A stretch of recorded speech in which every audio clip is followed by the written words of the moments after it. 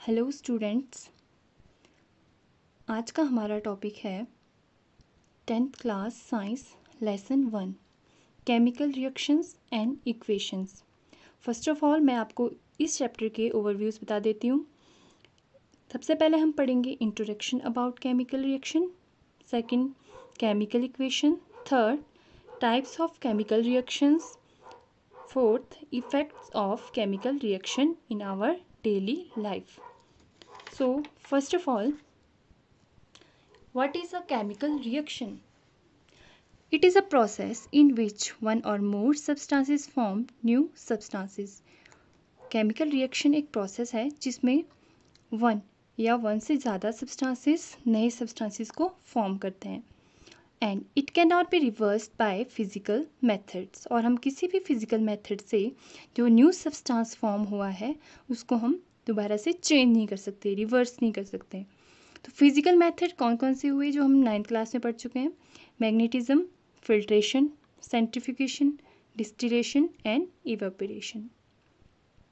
Next is chemical reaction involves. जब chemical reaction होता है तो उसमें क्या क्या चीज़ें होती है, तो क्या क्या चेंजेस उसमें आती है। तो नंबर 1 चेंज इन स्टेट में भी चेंज हो सकता है, जैसे सॉलिड से लिक्विड में चेंज हो सकते हैं और लिक्विड गैस में, और गैस डायरेक्ट सॉलिड में भी चेंज हो सकते हैं। सेकंड चेंज इन कलर में चेंज होना, कलर भी चेंज हो सकता है प्रोडक्ट का।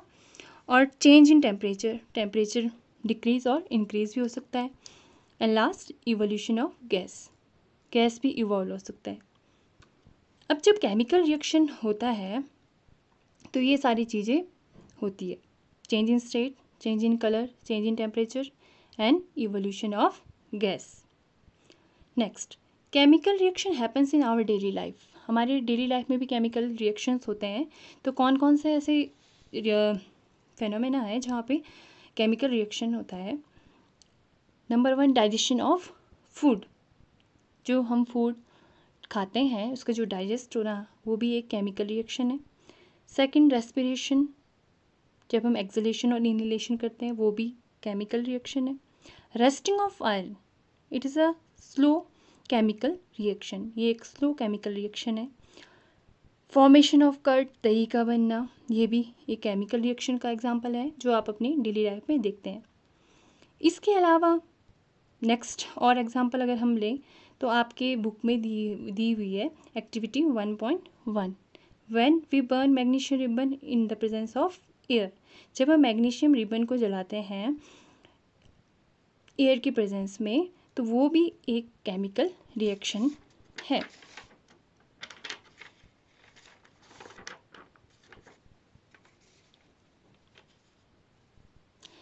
अब जब हम केमिकल रिएक्शन की बात करते हैं तो उसमें दो इम्पॉर्टेंट चीज़ें जो है वो है एक रिएक्टेंट, दूसरा है प्रोडक्ट। अब रिएक्टेंट क्या होता है और प्रोडक्ट क्या है? रिएक्टेंट है who take part in chemical reaction. Reactant are the substances और एलिमेंट और compound who takes part in a chemical reaction, जो केमिकल रिएक्शन में पार्टिसिपेट करते हैं। और products the substance which are formed in a chemical reaction, और वो substances जो केमिकल रिएक्शन में फॉर्म होते हैं उन्हें हम क्या कहते हैं? प्रोडक्ट्स। फॉर एग्जाम्पल, वही हम एग्जाम्पल लेते हैं, when magnesium ribbon बर्nt in air gives us magnesium oxide. अब यहाँ पे अगर आप देखें तो यहाँ पे रिएक्टेंट क्या है? मैग्नीशियम एंड ऑक्सीजन, ये रिएक्टेंट है। और प्रोडक्ट जो फॉर्म हुआ वो है मैग्नीशियम ऑक्साइड। तो रिएक्टेंट क्या है? जो पार्टिसिपेट कर रहे हैं केमिकल इक्वेशन में, जैसे यहाँ पे हो रहा है मैग्नीशियम और ऑक्सीजन। और जो सब्सटेंस फॉर्म हुआ केमिकल रिएक्शन में वो क्या होगा? आपका प्रोडक्ट 1 भी हो सकते हैं और मोर देन 1 भी हो सकते हैं। Next topic is chemical equation. अब केमिकल इक्वेशन क्या है? अ chemical reaction can be represented by a chemical equation. हम केमिकल रिएक्शन को केमिकल इक्वेशन से रिप्रेजेंट कर सकते हैं। It involves uses of symbol of substances of reactant and products with mention of their physical state. Chemical equation में हम क्या करते हैं? जब भी हम कोई केमिकल इक्वेशन लिखते हैं तो हम केमिकल रिएक्शन में हम सिंबल्स का यूज़ करते हैं, जैसे कि आपने फॉर एग्ज़ाम्पल यहाँ पे मैंने सिंबल यूज़ किया है मैग्नीशियम के लिए Mg, ऑक्सीजन के लिए O। तो इसी तरह से हम सिंबलिक फॉर्म में लिखते हैं पहले रिएक्शन को, और साथ ही साथ हम इसके फिजिकल स्टेट भी मेंशन करते हैं। जैसे सॉलिड स्टेट, लिक्विड के लिए L, गैस के लिए G, सॉलिड के लिए S, लिक्विड के लिए L, गैस के लिए G, और इसके अलावा एक्वस के लिए AQ हम मेंशन करेंगे। तो एक्वस सॉल्यूशन क्या होता है? Aqueous solution is a solution in which solvent is water.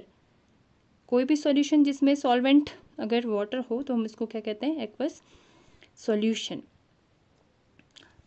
तो एग्जांपल अगर हम यहाँ पे ले रहे हैं केमिकल इक्वेशन के लिए, तो मैग्नीशियम वाला ही, magnesium ribbon burn in airs gives magnesium oxide. अब अगर हम यहाँ देखें केमिकल इक्वेशन किस तरह से लिखा गया है, पहले हमने इसको सिंबल के फॉर्म में लिखा, magnesium Mg plus O2 give rise to MgO means magnesium oxide.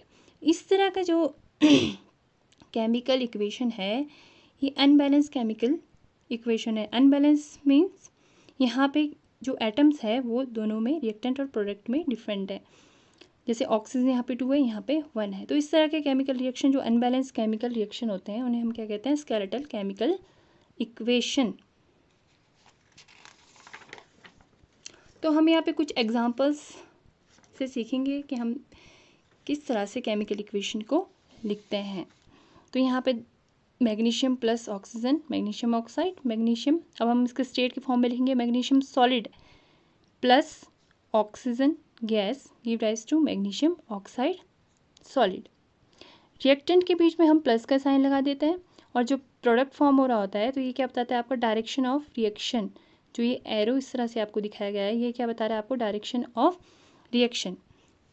अब हम पढ़ेंगे आगे how to balance a chemical equation. इसके लिए आपके पास कोई स्पेशल कोई मेथड नहीं है, हम इसको हिट एंड ट्रायल से ही हम इसको बैलेंस करेंगे। तो आपके पास यहाँ पे एक एग्जांपल है, iron plus water give rise to iron oxide plus hydrogen.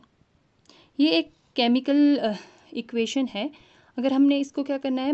Balance करना है। बैलेंस करने का क्या मतलब है? रिएक्टेंट और प्रोडक्ट में जो नंबर ऑफ एटम्स है वो इक्वल होने चाहिए। अगर आप यहाँ रिएक्टेंट में देखो, आयरन यहाँ पे 1 है, यहाँ पे 3 है इसी तरह से हाइड्रोजन 2 है, यहाँ 2 है, ऑक्सीजन यहाँ पे 1 है, यहाँ पे 4 है। तो सबसे पहले हम क्या करेंगे? फर्स्ट इसका जो रूल है, एक बॉक्स ड्रॉ करेंगे हम, और इसमें एलिमेंट, रिएक्टेंट एंड प्रोडक्ट लिख देंगे। एलिमेंट्स जो भी आपको यहाँ पे गिवन है, आयरन इस तरह से यहाँ लिखना है, हाइड्रोजन H, ऑक्सीजन O। उसके बाद हम नेक्स्ट देखेंगे कि आयरन के कितने एटम्स हैं यहाँ पे रिएक्टेंट में और प्रोडक्ट में। रिएक्टेंट में है आयरन यहाँ पे हमारा 1, और प्रोडक्ट में यहाँ पे है 3, तो हम यहाँ पे 1 and 3 लिख देंगे। नेक्स्ट हाइड्रोजन 2, तो दोनों में यहाँ पे 2 है, यहाँ पे भी 2 है। नेक्स्ट ऑक्सीजन, रिएक्टेंट में 1 है और प्रोडक्ट में यहाँ पे 4 है। अब हम यहाँ पे देखिए रिएक्टेंट और प्रोडक्ट में एटम्स इक्वल नहीं है। अगर हमने इसको इक्वल करना है तो आयरन को इक्वल करने के लिए यहाँ पे तो 3 है, तो यहाँ पे हमको क्या करना पड़ेगा?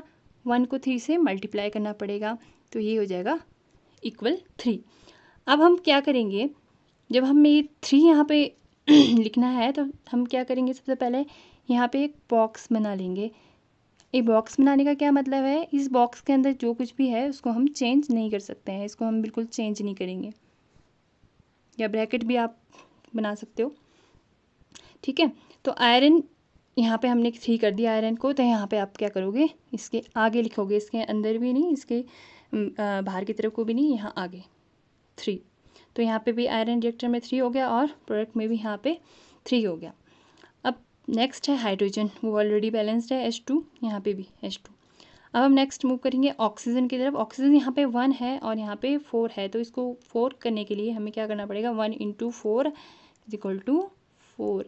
तो यहाँ पे हमने 4 कर दिया ऑक्सीजन को, तो ऑक्सीजन के आगे आप यहाँ पे क्या लगाओगे? 4। अब जब हमने यहाँ पे 4 लगाया तो हाइड्रोजन भी क्या हो गया? यहाँ पे चेंज हो गया, 4 × 2 = 8। तो हमें यहाँ पे क्या करना पड़ेगा?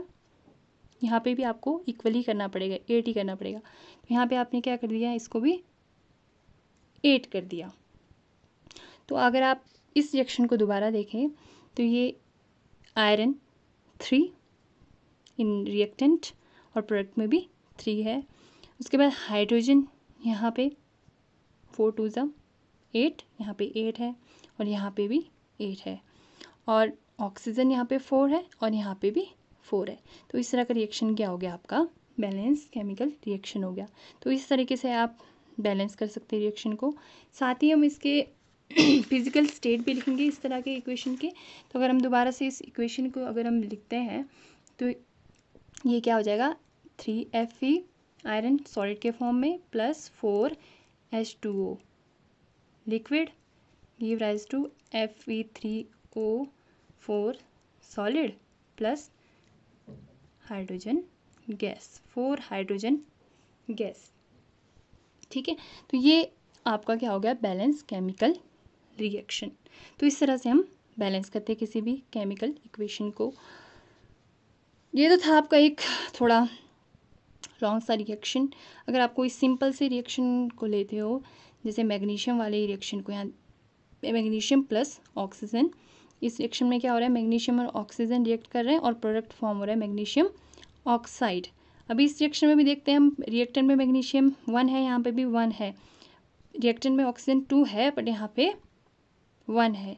तो इसको भी आप क्या करोगे, यहाँ पे इक्वल कर लोगे। यहाँ पे आपको क्या करना पड़ेगा, 2 यहाँ पे आपको ऐड करना पड़ेगा। अब यहाँ पे 2 कर दिया तो यहाँ पे भी आपको इसको इक्वल करना पड़ेगा 2।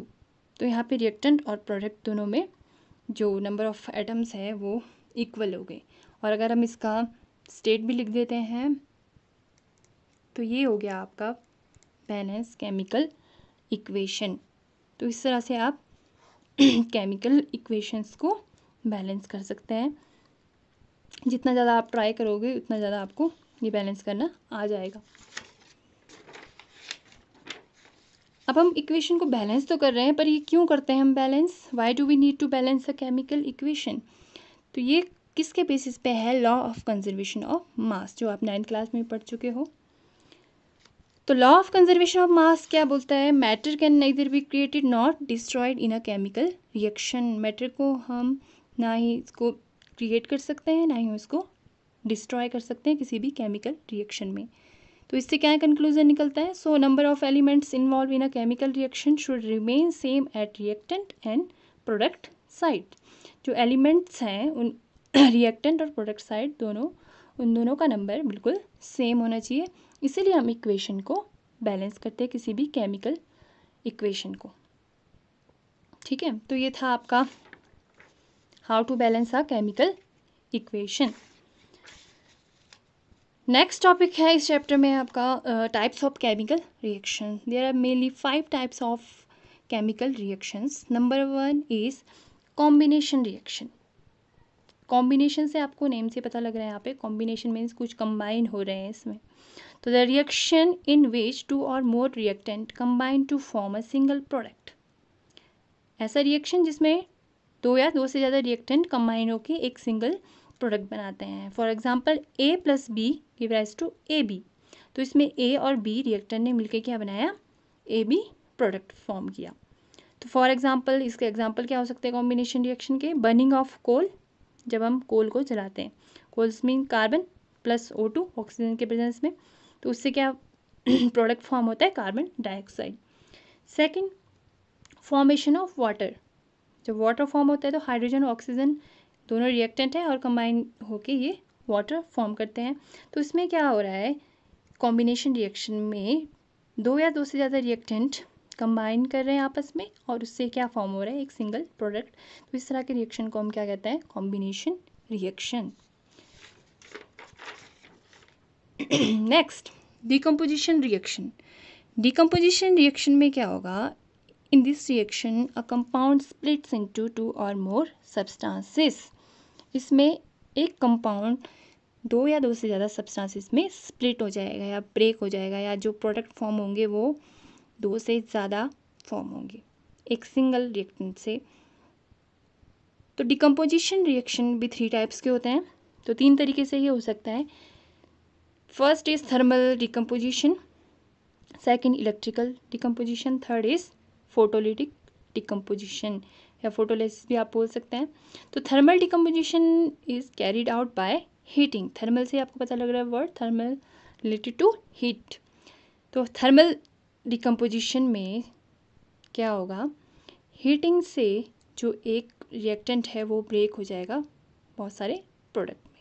जैसे फॉर एग्जांपल कैल्शियम कार्बोनेट को जब आप हीट करते हो तो कैल्शियम ऑक्साइड और कार्बन डाइऑक्साइड गैस में ये ब्रेक हो जाएगा।